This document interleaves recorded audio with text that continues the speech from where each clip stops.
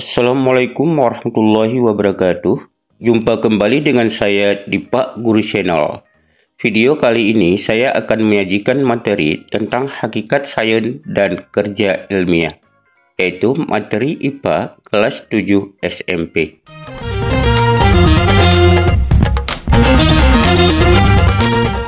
Baiklah, yang pertama kita mulai dengan hakikat sains.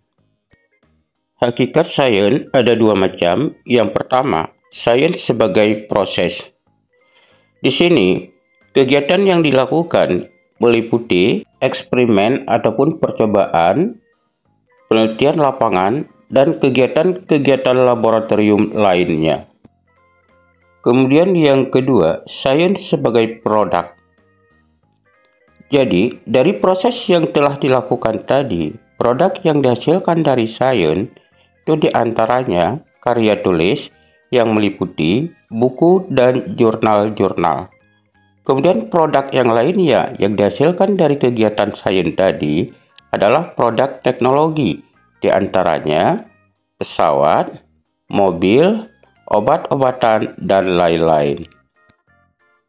Nah, sekarang kita masuk dengan kerja ilmiah. Kerja ilmiah adalah cara ataupun pendekatan yang digunakan dalam suatu ilmu, baik itu ilmu fisika, ilmu biologi, ilmu kimia, ilmu astronomi, ilmu matematika, dan lain-lain. Berikutnya adalah langkah-langkah kerja ilmiah. Di antaranya, yang pertama, melakukan pengamatan ataupun observasi. Yang kedua, membuat hipotesis dan mengidentifikasi variabel. Yang ketiga, membuat rancangan percobaan. Yang keempat, melakukan percobaan ataupun eksperimen. Yang kelima, mengumpulkan dan menyajikan data. Dan yang terakhir, membuat kesimpulan.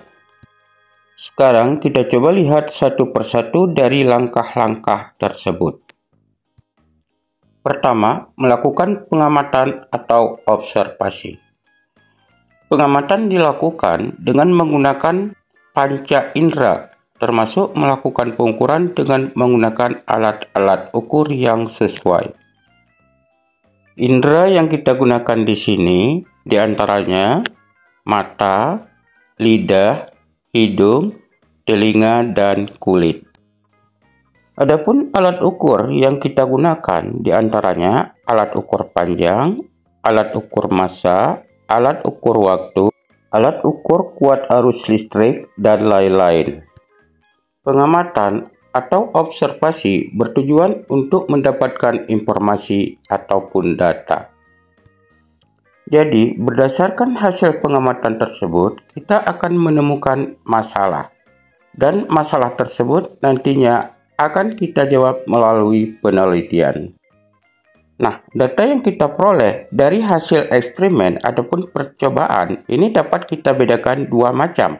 Yang pertama, data kualitatif, dan yang kedua adalah data kuantitatif.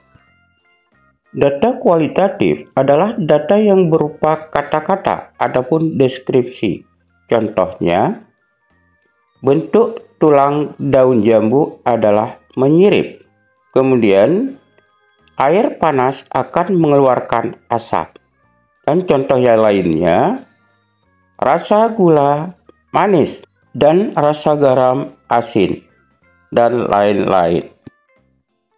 Berikutnya adalah data kuantitatif. Data kuantitatif yaitu data yang berupa angka-angka. Contohnya, panjang meja sama dengan 2 meter.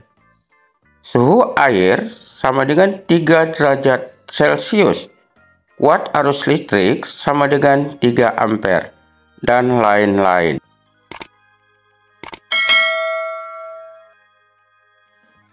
Kemudian yang kedua, membuat hipotesis dan mengidentifikasikan variabel.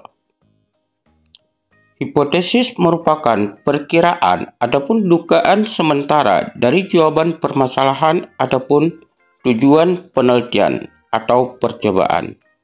Contohnya, semakin banyak jumlah baterai yang kita gunakan pada rangkaian, maka semakin terang nyala lampu pada rangkaian tersebut.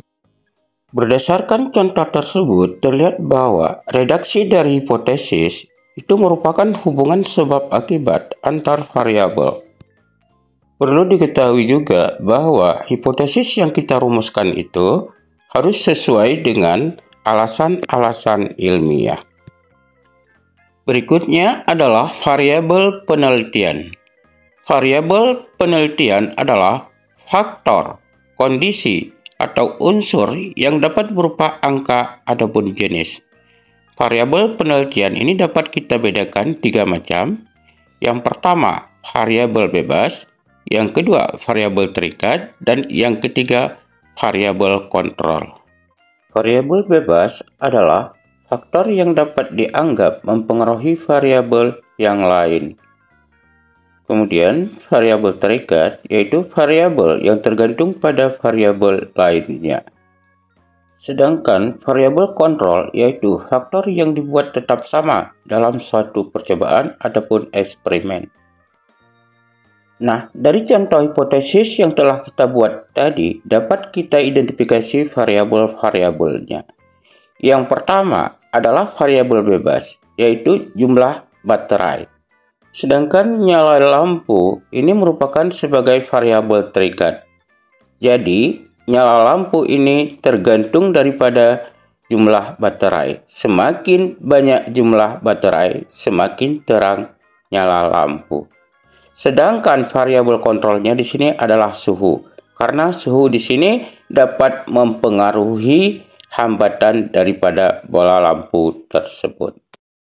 Langkah berikutnya adalah membuat rancangan percobaan. Adapun tahapan-tahapan merancang percobaan itu sebagai berikut. Yang pertama, menentukan tujuan percobaan sesuai keadaan di sekitar.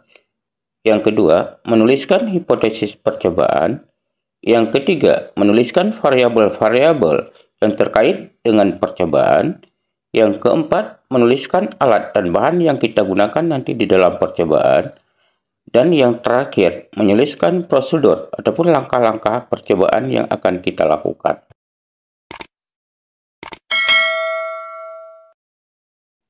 Nah, setelah merencanakan percobaan ataupun eksperimen, kegiatan berikutnya adalah melakukan eksperimen ataupun percobaan. Eksperimen dilakukan bertujuan untuk menguji hipotesis yang telah diajukan. Apakah hipotesis yang kita ajukan tersebut diterima ataupun ditolak? Dari hasil eksperimen ini, kita akan memperoleh data, di mana data yang akan kita peroleh nantinya akan kita analisis sesuai dengan tujuan yang telah kita tentukan. Langkah berikutnya yaitu mengumpulkan ataupun menyajikan data. Data yang terkumpul dapat berupa data kualitatif ataupun data kuantitatif. Selanjutnya, data-data tersebut dianalisis ataupun diolah dan kemudian disajikan. Penyajian data dapat kita lakukan dalam bentuk tabel, grafik, ataupun diagram. Nah, langkah yang terakhir adalah membuat kesimpulan. Kesimpulan merupakan jawaban dari tujuan penelitian ataupun percobaan atau eksperimen. Pada kesimpulan juga menyajikan apakah hipotesis yang telah kita ajukan tadi diterima ataupun ditolak. Nah, teman-teman, hanya ini saja materi yang dapat disampaikan pada video kali ini. Dan jika materi yang disajikan terasa bermanfaat, mohon like, share, komen, dan subscribe. Saya akhiri, assalamualaikum warahmatullahi wabarakatuh.